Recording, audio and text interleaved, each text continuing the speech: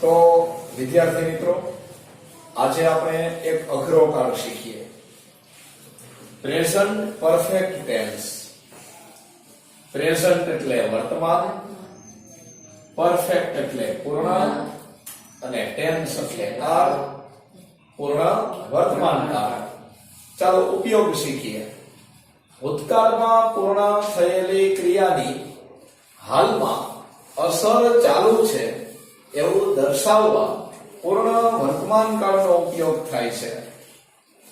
ભૂતકાળમાં કોઈ ક્રિયા પૂર્ણ થઈ ગઈ હોય, એની અસર હાલમાં ચાલુ છે એવું દર્શાવવા માટે પૂર્ણ વર્તમાન કાળનો ઉપયોગ થાય છે. એમાં પછી બે શરત. જે ક્રિયા પૂર્ણ થઈ ગઈ હોય એ વાક્યનું ક્રિયાપદ પૂર્ણ વર્તમાન કાળમાં જ લખવાનું, અને અસર દર્શાવતું વાક્ય હોય એ વાક્યનું ક્રિયાપદ સાદા વર્તમાન કાળ કે ચાલુ વર્તમાન કાળમાં આવતું હોય. એટલે કુલ વાક્ય કેટલા હોય? બે વાક્ય હોય.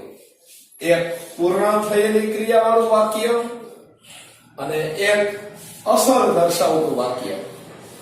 એમાં પૂર્ણ થયેલી ક્રિયા દર્શાવતું વાક્ય પૂર્ણ વર્તમાન કાળ પ્રમાણે લખાય, અને અસર દર્શાવતું વાક્ય એનું ક્રિયાપદ સાદા વર્તમાન કાળ પ્રમાણે કે ચાલુ વર્તમાન કાળ પ્રમાણે લખાય.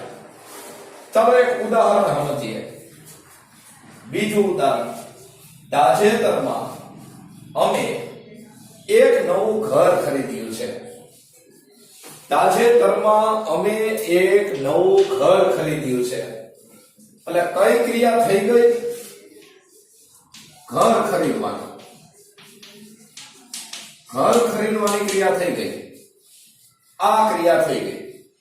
અને જે ક્રિયા થઈ ગયેલી હોય એને તમારે પૂર્ણ વર્તમાન કાળમાં જ દર્શાવવાની. અને પૂર્ણ વર્તમાન કાળમાં દર્શાવવું હોય તો ક્રિયાપદ આ રીતે લખાય કે હેઝ કે હેવ, અને સાથે ક્રિયાપદનું ભૂતકૃદન. તો ખરીદવાની ક્રિયા થઈ ગઈ છે અને એને આપણે પૂર્ણ વર્તમાન કાળ પ્રમાણે દર્શાવી છે હેવ, અને સાથે બાય ક્રિયાપદ છે એનું ભૂતકૃદન બોટ. થઈ ગયું. હવે અસર દર્શાવતું વાક્ય લઈ આપણે કે તાજેતરમાં અમે એક નવું ઘર ખરીદ્યું છે. તો એની અસર હું એ વાક્ય કેવા હું માંગે છે કે હાલમાં એ ઘર અમારી પાસે જ છે. હજી એ ઘર અમે કોઈને વેચ્યું નથી. હાલમાં પણ એ ઘર અમારી પાસે જ છે. આ અસર દર્શાવતું વાક્ય. આ વાક્યનું ઇંગ્લિશ કરો એટલે ક્રિયાપદ સાદો વર્તમાન કાળ કે ચાલુ વર્તમાન કાળ પ્રમાણે આવતું હોય. જો એનું ઇંગ્લિશમાં ક્રિયાપદ પાસે છે તો પાસે છે એનું ઇંગ્લિશ શું થાય? હેવ. તો વાક્યમાં હેવ ક્રિયાપદ તરીકે આવે તો કાળ કયો કહેવાય? સાદો વર્તમાન કાળ. શા માટે સાદો વર્તમાન કાળ? કારણ કે હેવ એ ક્રિયાપદનું મૂળ સ્વરૂપ છે, અને ક્રિયાપદનું મૂળ સ્વરૂપ કે એસ કે ઈએસ વાળું સ્વરૂપ હોય તો એને સાદો વર્તમાન કાળ કહેવાય. ફરીથી એક વાર ઉપયોગ સમજાવું છું, ધ્યાનથી સમજજો. કોઈ ક્રિયા ભૂતકાળમાં પૂર્ણ થઈ ગઈ હોય અને એની અસર હાલમાં ચાલુ હોય એવું જે વાક્ય દર્શાવે એ વાક્ય પૂર્ણ વર્તમાન કાળનું હોય.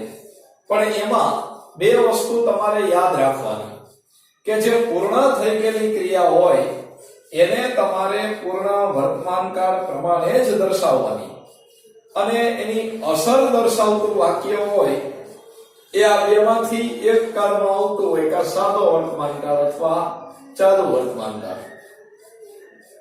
તાજેતરમાં અમે એક નવું ઘર ખરીદ્યું છે. તો ઘર ખરીદવાની ક્રિયા પૂર્ણ થઈ ગઈ. એટલે આ ખરીદવાની ક્રિયાને આપણે પૂર્ણ વર્તમાન કાળમાં આ રીતે દર્શાવી કે હેવ બોટ. અને એની અસર શું? એ વાક્ય કહેવા હું માંગે છે કે હાલમાં એ ઘર અમારી પાસે જ છે. એ અસર દર્શાવતા વાક્યનું ઇંગ્લિશ કરો એટલે ક્રિયાપદ સાદા વર્તમાનકાળ પ્રમાણે મૂળ રૂપ આવે. અને કયા ક્રિયાપદનું મૂળ રૂપ? તો કે પાસે છે, જેને ઇંગ્લિશમાં કહેવાય હેવ. આગળ મિત્રો, જો તમે આ કાળનો ઉપયોગ યાદ નહીં રાખો તોય ચાલશે. પરીક્ષામાં કે આગળના ધોરણમાં તમને ક્યાંય ડિસ્ટર્બ નહીં કરે.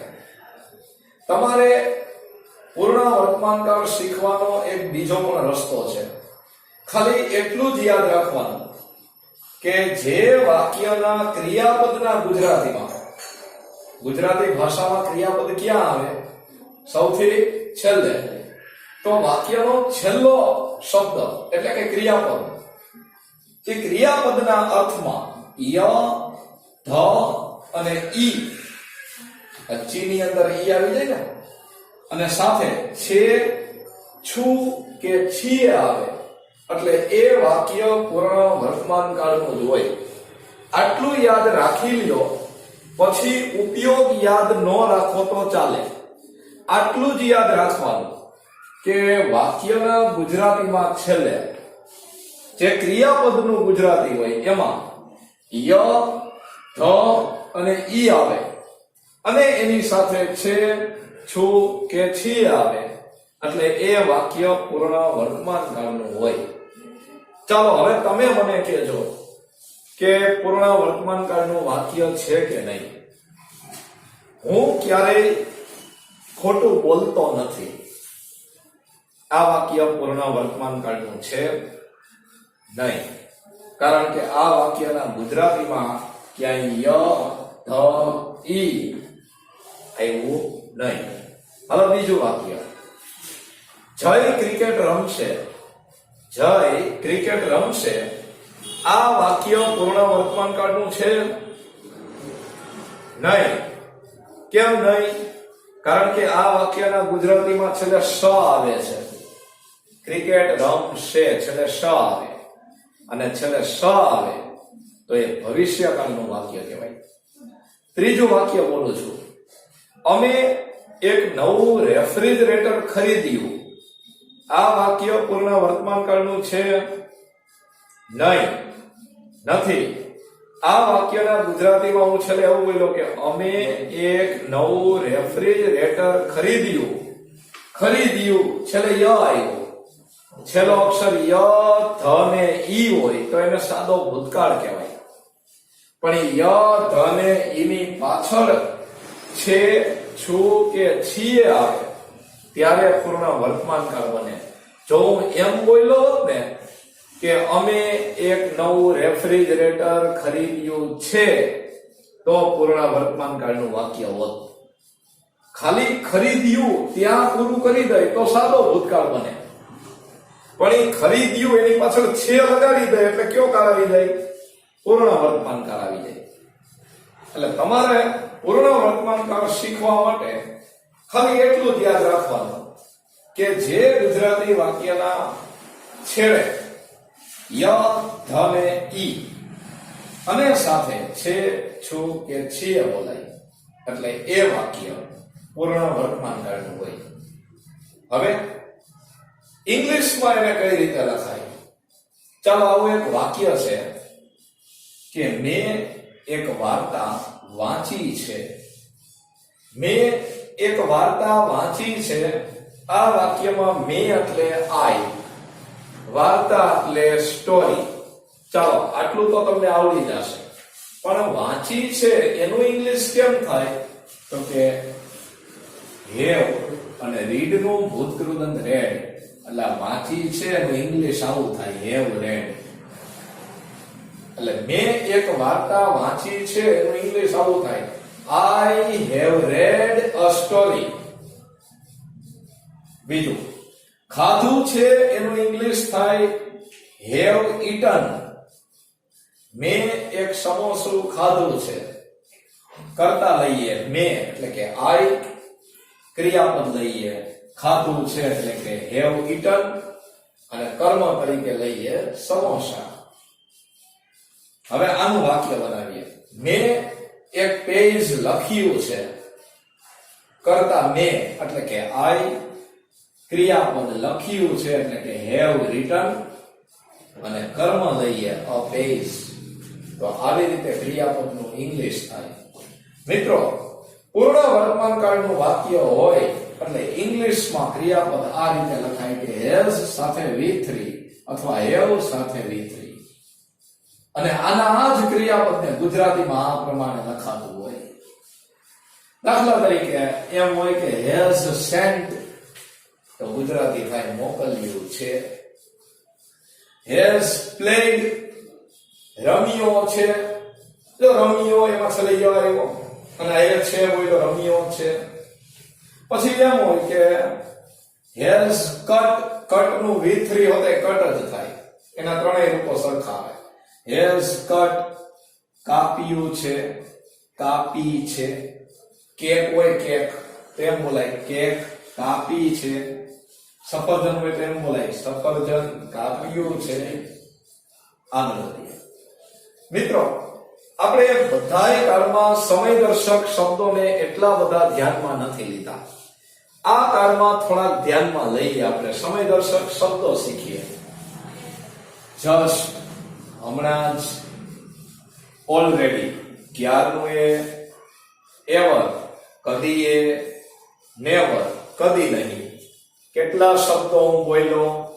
4. આ ચારેય શબ્દોનું વાક્યમાં સ્થાન ક્રિયાપદની આગળ હોય.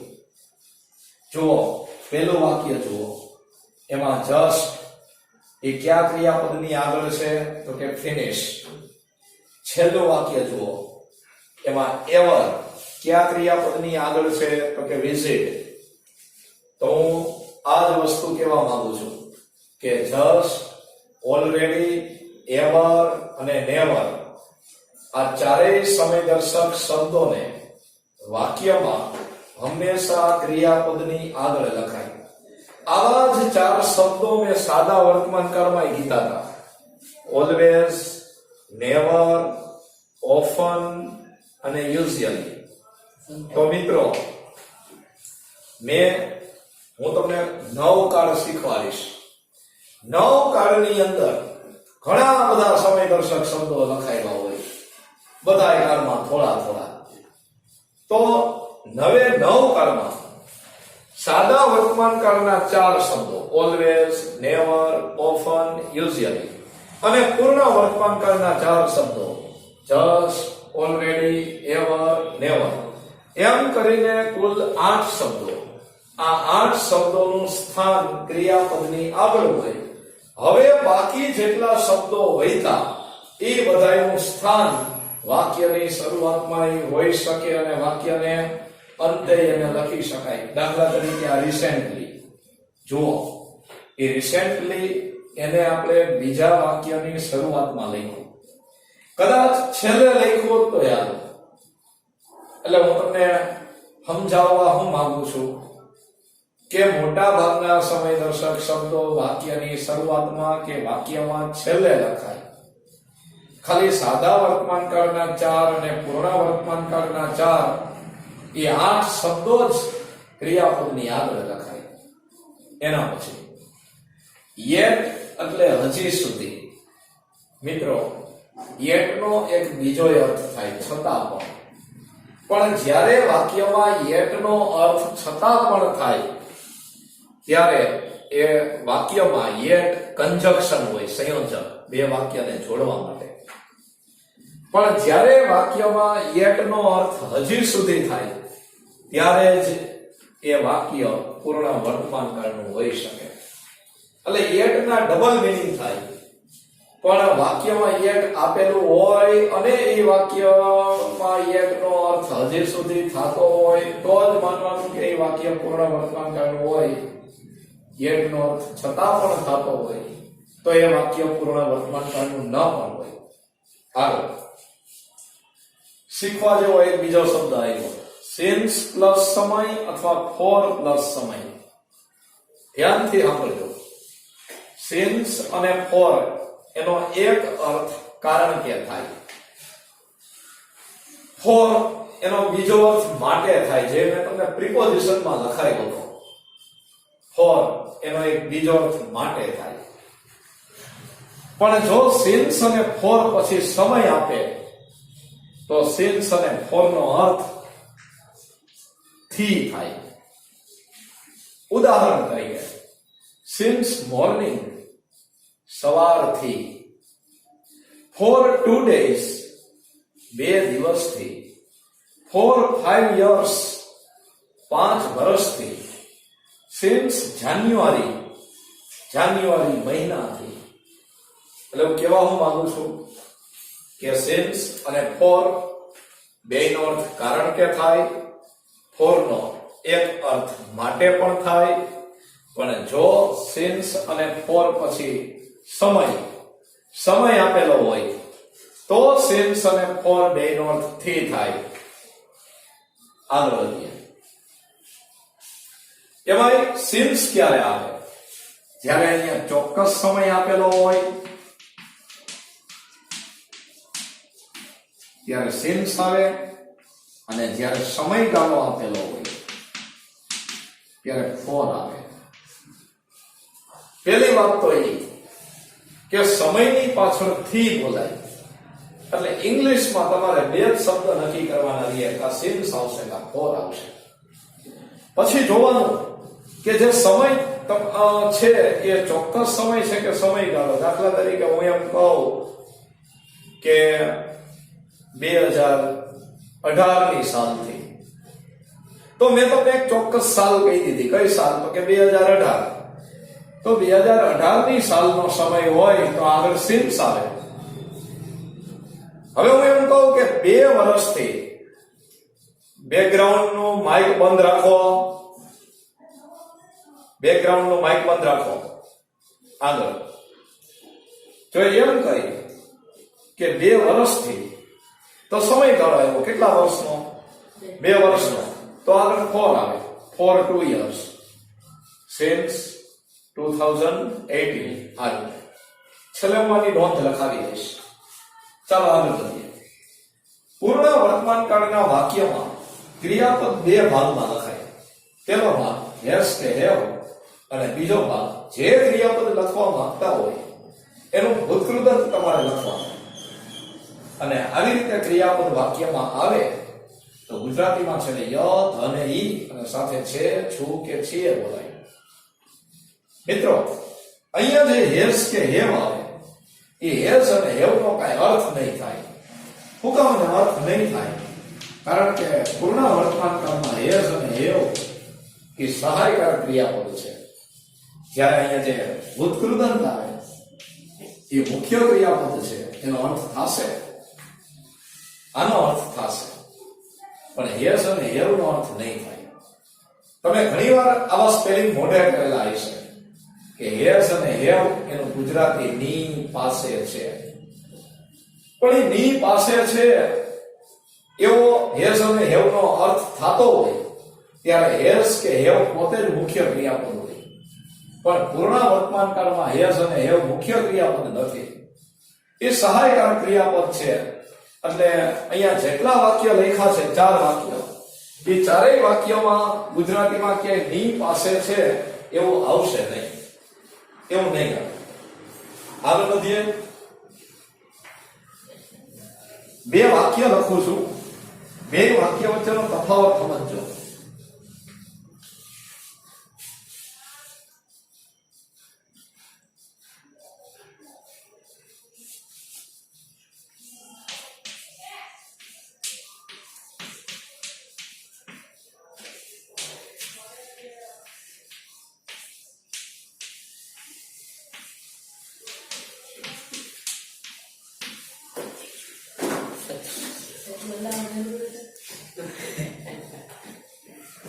ચાલો જુઓ.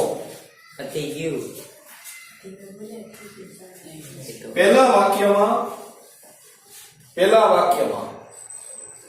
હેવ ક્રિયાપદ છે, બીજા વાક્યમાં હેવ બોટ ક્રિયાપદ છે.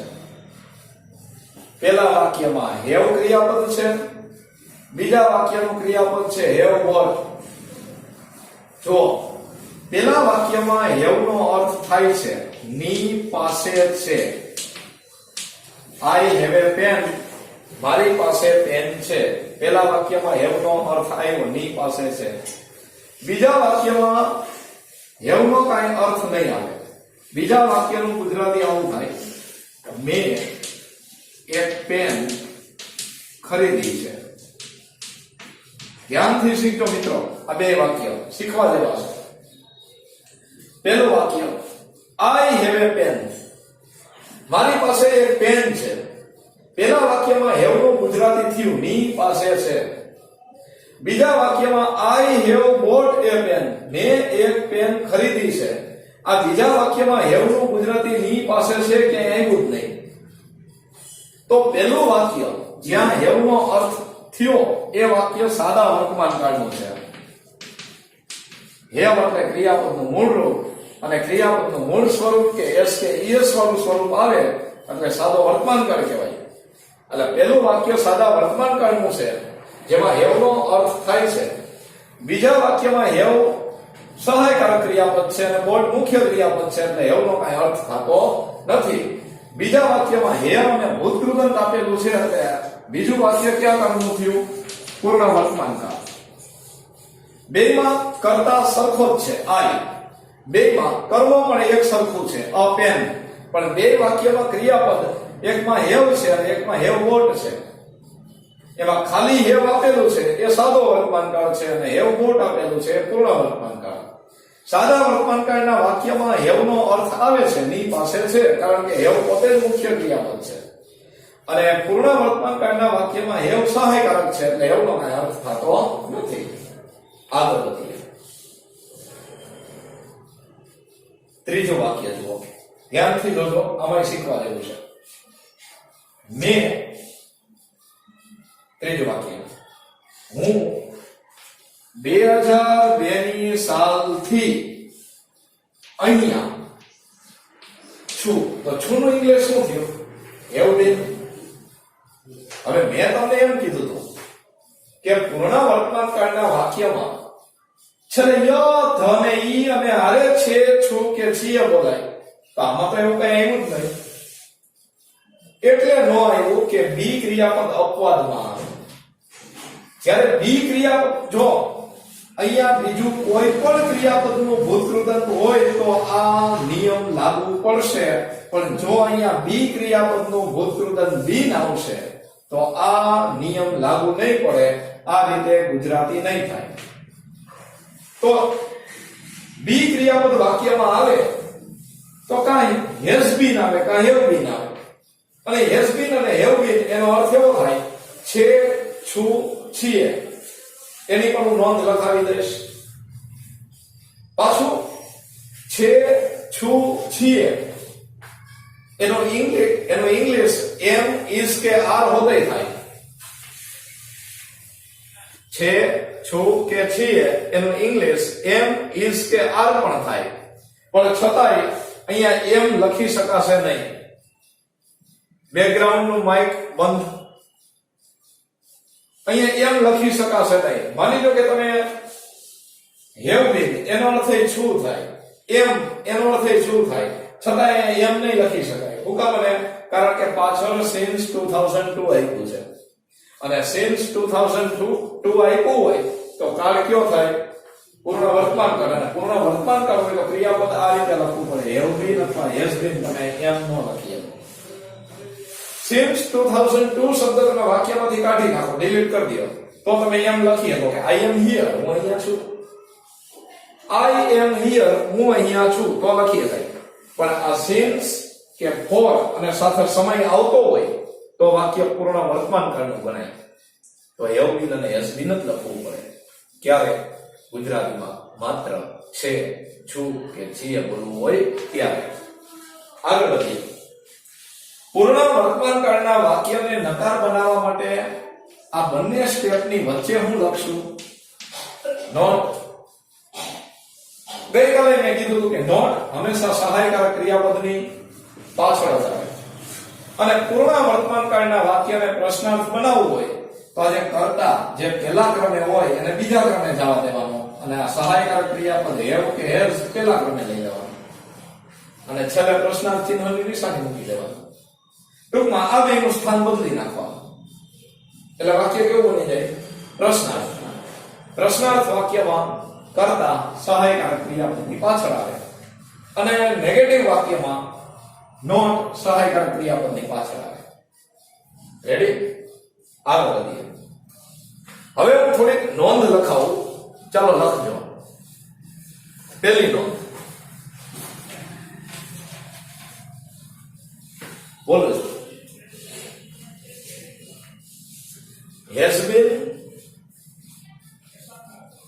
has been અને have been. has been અને have been no earth has been અને have been નો અર્થ છે, છું, છીએ થાય. છે, છું, છીએ થાય. કૌંસમાં લખો એમ, is, are ની જેમ. એમ, is, are ની જેમ. ચાલો નોંધ નંબર 2. since અને for નો અર્થ since અને for નો અર્થ કારણ કે થાય છે. કારણ કે એની આજુબાજુ સિંગલ કોમા. since અને for નો અર્થ કારણ કે થાય છે. પરંતુ since અને for પછી સમય આવે. પરંતુ since અને for પછી સમય આવે તો since અને for નો અર્થ થી એની આજુબાજુ સિંગલ કોમા થી એવો થાય છે. ઉદાહરણ તરીકે આ રીતે લખજો. since morning સવારથી. અને એક ઉદાહરણ ફોર વાળું લખજો. for 5 years. અહીંયા લખું છું બોર્ડ ઉપર. for 5 years. ગુજરાતી લખજો 5 વર્ષથી. 5 વર્ષથી. નોંધ નંબર 3 લખજો. since એ ચોક્કસ સમય દર્શાવે છે. since એ ચોક્કસ સમય દર્શાવે છે. જ્યારે for સમયગાળો દર્શાવે છે. જ્યારે for સમયગાળો દર્શાવે છે. કેટલામી નોંધ આવ્યા? ચોથી નોંધ લખો. just,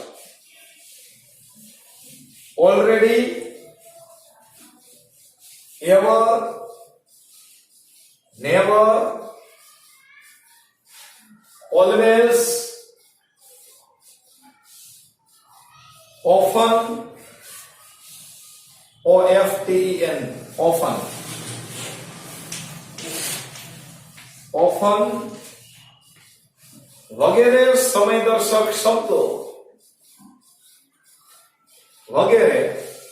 સમયદર્શક શબ્દો હંમેશા ક્રિયાપદની આગળ લખાય છે. હંમેશા ક્રિયાપદની આગળ લખાય છે. તે સિવાયના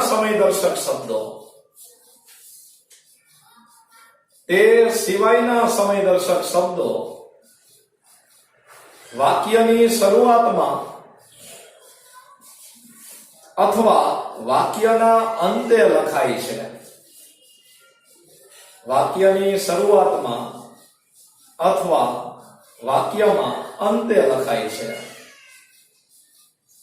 તો મિત્રો અહીંયા આપણે પૂર્ણ વર્તમાન કાળ પૂર્ણ કરીએ.